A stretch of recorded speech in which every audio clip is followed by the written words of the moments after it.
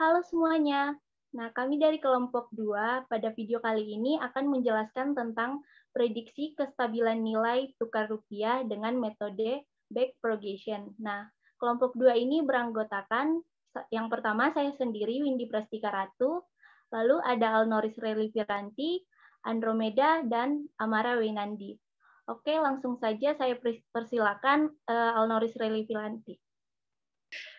Jadi, materi yang pertama yaitu pengertian nilai tukar mata uang. Nilai tukar atau kurs merupakan harga suatu mata uang terhadap mata uang lainnya. Mata uang suatu negara dapat ditukarkan atau diperjualbelikan dengan mata uang negara lain jika nilai tukar mata uang yang berlaku di pasar mata uang atau juga disebut dengan pasar valuta asing. Nah, nilai tukar mata uang suatu negara akan mengalami perubahan secara substansial jika terjadi perubahan kondisi ekonomi serta sosial politik yang sedang terjadi di suatu negara. Kemudian pengertian jaringan saraf tiruan atau JST. JST ini merupakan sebuah model pada bidang machine learning yang dibuat untuk menyerupai cara kerja otak manusia. Terdapat beberapa metode dalam JST, salah satunya yaitu metode backpropagation yang merupakan metode yang sering digunakan pada prediksi oleh JST. Dapat ditemukan di beberapa penelitian. Backpropagation yang memberikan hasil yang baik untuk menyelesaikan kasus-kasus yang menggunakan data yang kompleks seperti kasus prediksi, misalnya prediksi harga saham dan prediksi produk ekspor. Kemudian tujuan dari makalah ini yaitu yang pertama untuk mengetahui cara kerja prediksi nilai tukar mata uang dengan metode backpropagation, dan yang kedua yaitu untuk mengetahui hasil dari prediksi jaringan saraf tiruan metode backpropagation. Lalu selanjutnya rumusan masalah. Nah, berdasarkan latar belakang dapat diidentifikasi beberapa hal sebagai berikut. Yang pertama, kestabilan pasar saham disebabkan oleh ketidakstabilan nilai tukar mata uang rupiah terhadap dolar. Lalu yang kedua, memprediksi nilai tukar untuk masa mendatang sangat membantu para investor dan pengamat ekonomi mengambil tindakan bijak. Lalu yang ketiga, backpropagation dapat digunakan untuk prediksi. Nah, sehingga berdasarkan uraian di atas, maka permasalahan yang dapat dirumuskan ialah yang pertama, bagaimana cara untuk memprediksi nilai tukar mata uang rupiah terhadap dolar dengan jaringan saraf tiruan metode backpropagation. Lalu yang kedua, bagaimana hasil dari prediksi jaringan saraf tiruan metode backpropagation. Lalu selanjutnya nilai tukar uang. Nah, dalam kondisi tertentu, kenaikan dan penurunan tukar uang terjadi atas intervensi pemerintah. Dalam hal ini, kebijakan bank sentral dalam menaikkan dan menurunkan nilai tukar mata uang domestik untuk menyesuaikan dengan nilai tukar mata uang yang dilakukan oleh bank sentral disebut dengan revaluai. Nah, sedangkan penyesuaian ke bawah atau menurunkan nilai tukar mata uang yang dilakukan oleh bank sentral disebut dengan devaluasi. Nilai tukar mata uang nominal dan real. Nah, secara ekonomi, nilai tukar mata uang dapat dibedakan menjadi dua macam, yaitu yang pertama nilai tukar mata uang nominal, yang merupakan nilai yang digunakan seseorang saat menukar mata uang suatu negara dengan mata uang negara lain. Lalu yang kedua nilai tukar mata uang real, yang merupakan nilai tukar yang digunakan seseorang saat menukarkan barang dan jasa suatu negara dengan barang dan jasa negara lainnya. Selanjutnya ada sistem nilai tukar mata uang. Ada sebuah konsep yang mengatakan jika suatu negara tidak dapat secara simultan mencapai 3 sasaran kebijakan moneter, maka disebut dengan konsep impossible trinity. Sasaran kebijakan moneter yang dimaksud yaitu stabilitas nilai tukar atau exchange rate stability, independence kebijakan moneter atau monetary independence, dan integritas kepada pasar keuangan dunia atau full financial integration. Maka dari itu, untuk suatu negara dapat mencapai sasaran kebijakan moneter, negara harus dapat menentukan mana sistem dan kebijakan nilai tukar mata uang yang sesuai. Sesuai dengan kebijakan tingkat pengendalian nilai tukar mata uang yang diterapkan suatu negara, sistem nilai tukar mata uang yang umumnya tergolong menjadi 4 kategori, yaitu yang pertama ada sistem nilai tukar mata uang tetap atau fixed exchange rate system. Nilai tukar mata uang diatur oleh otoritas moneter agar selalu konstan atau dapat berfluktuasi, namun hanya dalam suatu batas yang kecil. Karena itu, otoritas moneter menjaga nilai tukar uang domestik terhadap mata uang asing pada nilai tertentu dengan membeli atau menjual mata uang asing untuk mata uang domestik pada harga yang tetap. Dengan sistem ini, dunia bisnis akan untung karena risiko fluktuasi nilai tukar mata uang dapat terkendali dan berkurang, sehingga dapat meningkatkan aktivitas perdagangan dan investasi internasional. Tetapi, tetap ada risiko yang harus ditanggung. Dengan sistem ini, yaitu pemerintah dapat melakukan perubahan nilai tukar mata uang yang diperlakukan dengan melakukan devaluasi atau revaluasi, terutama ketika saat nilai tukar mata uang mengalami perubahan yang besar. Oleh karena itu, negara dan dunia bisnis akan menjadi lebih sensitif terhadap perubahan kondisi ekonomi yang terjadi di negara lain. Yang kedua, ada sistem nilai tukar mata uang mengembang bebas atau free floating exchange rate system. Nilai tukar mata uang ditentukan oleh mekanisme pasar tanpa campur tangan pemerintah. Beda dengan sistem nilai tukar mata uang tetap. Sistem nilai tukar mata mengambang bebas, fluktuasi nilai mata uang dibebaskan, sehingga nilainya sangat fleksibel. Untuk itu, otoritas moneter diberikan keleluasan untuk menerapkan kebijakan moneter secara independen, tanpa harus menjaga nilai tukar mata uang domestik terhadap mata uang asing.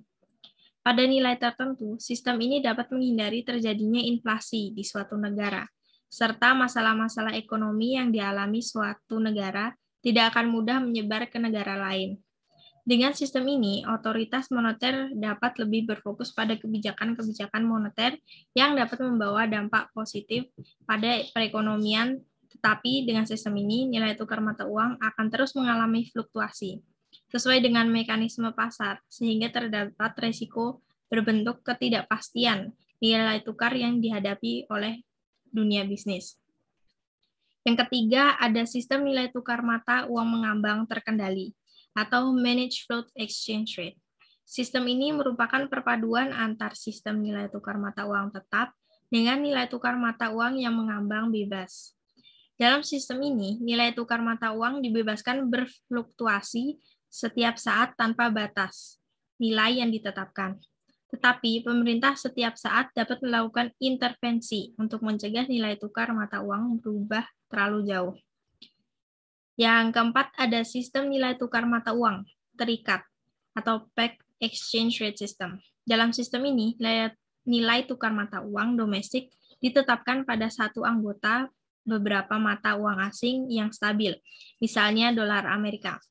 Maka nilai tukar mata uang domestik terhadap mata uang asing selain dolar Amerika akan berfluktuasi sesuai dengan fluktuasi nilai tukar dolar Amerika. Karena dolar Amerika cenderung stabil, maka nilai tukar domestik akan ikut stabil terhadap mata uang asing lainnya. Goltom dan Sulverdi mengatakan bahwa memilih sistem nilai tukar mata uang yang sesuai dengan perekonomian negara harus dilakukan dengan beberapa pertimbangan, yaitu kemampuan suatu negara terhadap keterbukaan perekonomiannya. Apakah negara ingin menerapkan kebijakan ekonomi terbuka atau tertutup?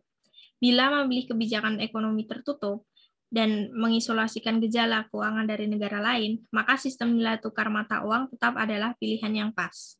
Sebaliknya dengan kebijakan ekonomi terbuka, maka sistem nilai tukar mata uang yang lebih fleksibel akan menjadi pilihan yang cocok. Tingkat kemandirian suatu negara untuk melakukan kebijakan ekonomi. Misalnya, untuk melaksanakan kebijakan moneter yang independen, maka suatu negara lebih baik memilih sistem nilai tukar yang fleksibel sebagai pilihannya. Kegiatan perekonomian suatu negara. Ketika kegiatan perekonomian suatu negara meningkat, maka permintaan uang akan bertambah untuk itu. Sistem yang tepat adalah sistem nilai tukar fleksibel. Berikutnya ada perkembangan sistem nilai tukar mata uang di Indonesia. Sejak tahun 1966 hingga sekarang, telah ditetapkan 4 sistem nilai tukar mata uang asing yang berada di Indonesia yang terbagi menjadi beberapa periode waktu. Bank Indonesia sebagai otoritas moneter di Indonesia menetapkan sistem nilai tukar mata uang berdasarkan beberapa pertimbangan, khususnya yang berkaitan dengan kondisi ekonomi saat itu. Perry dan Solkin memaparkan sistem ini tukar mata uang yang berlaku di Indonesia. Yang pertama ada sistem nilai tukar mata uang berganda atau Multiple Exchange Rate System. Ditetapkan sejak Oktober 1966 sampai Juli 1971. Penggunaan sistem ini bertujuan untuk menghadapi fluktuasi nilai rupiah serta untuk mempertahankan dan meningkatkan daya saing yang hilang karena adanya inflasi 2 digit selama periode tersebut. Yang kedua ada sistem nilai tukar mata uang tetap atau Fixed Exchange Rate. Berlaku sejak Agustus 1971 sampai Oktober 1973. Dengan sistem ini, nilai rupiah ditetapkan dalam suatu nilai tetap terhadap dolar Amerika, yaitu US dollarnya dibanding dengan rupiah itu 415 rupiah. Pemberlakuan sistem ini dilandasi oleh kuatnya neraca pembayaran dalam kurun waktu tersebut. Neraca pembayaran yang kuat disebabkan oleh besarnya penerimaan dari sektor migas yang meningkatkan cadangan devisa. Hal ini juga didukung oleh tingginya harga minyak mentah di dunia di mana saat itu disebut sebagai masa keemasan minyak. Ketiga ada sistem nilai tukar mata uang mengembang terkendali atau Managed Floating Exchange Rate. Ditetapkan sejak November 1973 sampai Agustus 1997. Pada saat itu dinilai rupiah tidak hanya dikaitkan dengan dolar Amerika, namun juga beberapa mata uang asing lainnya. Pada masa ini telah terjadi 3 kali devaluasi, yaitu pada bulan November 1978, Maret 1983, dan September 1986. Setelah devaluasi tahun 1986, nilai rupiah diperbolehkan terdepresiasi sebesar 3-5% per tahun untuk mempertahankan nilai tukar real yang lebih baik. Faktor-faktor yang mempengaruhi nilai tukar mata uang. Keseimbangan nilai tukar mata uang akan berubah setiap waktu, sesuai dengan perubahan permintaan dan penawaran mata uang tersebut di pasar valuta asing. Dengan demikian, faktor-faktor yang mempengaruhi permintaan dan penawaran mata uang akan berpengaruh pula pada perubahan nilai tukar mata uang tersebut. Madura menjabarkan beberapa faktor yang mengaruhi nilai tukar mata uang suatu negara dengan mata uang negara lain, yaitu yang pertama ada perubahan tingkat inflasi relatif. Perubahan tingkat inflasi relatif antara lain dengan negara lain akan berdampak pada aktivitas ekspor-impor. Perubahan aktivitas ekspor-impor akan berpengaruh pada permintaan dan penawaran mata uang negara tersebut. Hal ini kemudian akan pula mempengaruhi nilai tukar mata uang negara itu. Yang kedua ada perubahan tingkat suku bunga relatif. Perubahan tingkat suku bunga relatif antara negara dengan negara lain akan berdampak pada investasi asing. Perubahan investasi asing ini akan berpengaruh pada permintaan dan penawaran mata uang negara tersebut, kemudian akan pula mempengaruhi nilai tukar mata uang negara itu. Lanjut, yang ketiga ada pengendalian pemerintah. Pemerintah dapat mempengaruhi keseimbangan nilai tukar mata uang dengan berbagai kebijakan, diantaranya yang pertama, menetapkan pembatasan nilai tukar mata uang atau exchange rate barriers. Yang kedua, menetapkan pembatasan perdagangan luar negeri atau foreign trade barriers. Yang ketiga, melakukan intervensi pada pasar valuta asing dengan melakukan pembelian dan penjualan mata uang secara langsung di pasar. Dan yang keempat, mempengaruhi variabel-variabel makro seperti inflasi, tingkat suku bunga, dan tingkat pendapatan. Terus yang keempat, ada perubahan tingkat pendapatan relatif. Perubahan tingkat pendapatan relatif antar negara dengan negara lain akan berdampak pada tingkat permintaan ekspor-impor negara tersebut. Perubahan permintaan ekspor-impor ini akan berpengaruh pada permintaan dan penawaran mata uang negara tersebut. Kemudian akan pula mempengaruhi nilai tukar mata uang negara itu. Yang terakhir, yang kelima, yaitu ekspektasi masa depan. Ekspektasi masa depan mempengaruhi nilai tukar mata uang pada pasar valuta asing. Umumnya, ekspektasi pasar ini didasarkan atas kemungkinan terjadinya perubahan tingkat suku bunga dan kondisi ekonomi suatu negara di masa depan. Spekulator dapat memanfaatkan hal ini untuk mengambil posisi yang berakibat langsung pada perubahan nilai tukar mata uang. Selanjutnya, ada pembahasan rumusan masalah. Yang pertama, cara memprediksi nilai tukar mata uang rupiah terhadap dolar dengan jaringan saraf tiruan mode backpropagation. Untuk memprediksi nilai tukar mata uang rupiah terhadap dolar Amerika dengan jaringan saraf tiruan metode backpropagation, perlu dilakukan upaya memprediksi besarnya kurs untuk beberapa waktu ke depan. Yang perlu dihadapi adalah bagaimana cara memprediksi besarnya kurs yang menghasilkan nilai prediksi dengan tingkat kesalahan yang minimal. Peramalan merupakan suatu proses untuk memprediksi kejadian ataupun perubahan di masa mendatang. Dalam proses kegiatan, proses peramalan ini merupakan awal dari suatu rangkaian kegiatan dan sebagai titik tolak kegiatan berikutnya. Pemodelan time series seringkali dikaitkan dengan proses peramalan atau forecasting suatu nilai karakteristik tertentu pada periode ke depan. Melakukan pengendalian suatu proses ataupun untuk mengenali pola perilaku sistem. Dengan mendeteksi pola dan kecenderungan data, kemudian memformulasikannya dalam suatu model, maka dapat digunakan untuk memprediksi data yang akan datang. Terus yang kedua ada hasil prediksi jaringan saraf tiruan metode backpropagation. Model dengan akurasi yang tinggi akan menyebabkan nilai prediksi cukup valid untuk digunakan sebagai pendukung dalam proses pengambilan keputusan. Salah satu metode peramalan yang berkembang saat ini adalah menggunakan Artificial Neural Network atau ANN, di mana ANN telah menjadi objek penelitian yang menarik dan sering digunakan untuk menyelesaikan masalah pada beberapa bidang kehidupan. Salah satu di antaranya adalah untuk analisis data time series pada masalah forecasting.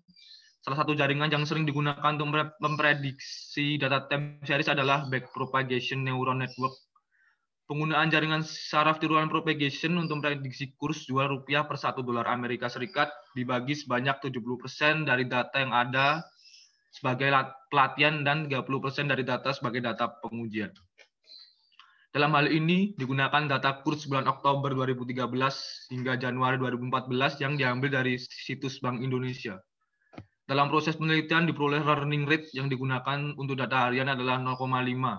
Proses IPOTS berhenti pada iterasi ke 27.088 untuk data harian dengan pencapaian gradien sebesar 0,0081822 dan nilai R untuk pelatihan data sebesar 0,99494 yang berarti sangat baik. Selanjutnya, data diuji dan memperoleh R sebesar 0,48638 yang berarti masih dikatakan baik untuk memprediksi data uji. Beberapa hal yang mempengaruhi hasil penelitian juga seperti data historis yang digunakan untuk variabel masukan jaringan saraf tiruan kurang banyak. Data yang digunakan untuk memprediksi kurs tidak bisa mewakili sebagai faktor utama yang mempengaruhi nilai kurs dan batas nilai kesalahan yang kurang kecil serta kesesuaian bobot dalam arsitektur jaringan. Yang terakhir, kesimpulan.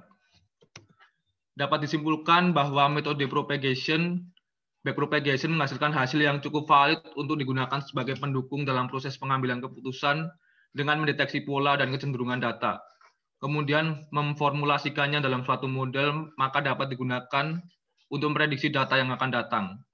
Tetapi beberapa hal yang mempengaruhi hasil penelitian juga seperti data historis yang digunakan untuk variabel masukan jaringan saraf tiruan kurang banyak. Data yang digunakan untuk memprediksi kurs tidak bisa mewakili sebagai faktor utama yang mempengaruhi nilai kurs dan batas nilai kesalahan yang kurang kecil serta kesesuaian bobot dalam arsitektur jaringan. Maka dari itu bisa dikatakan bahwa JST metode backpropagation cukup bisa diandalkan untuk menjadi panduan penentuan pengambilan keputusan, tapi juga bukan 100% menjadi andalan. Tetap saja namanya prediksi tidak tahu apakah akan terjadi atau tidak. Sekian presentasi dari kelompok kami. Jika ada salah kata, kami mohon maaf. Terima kasih.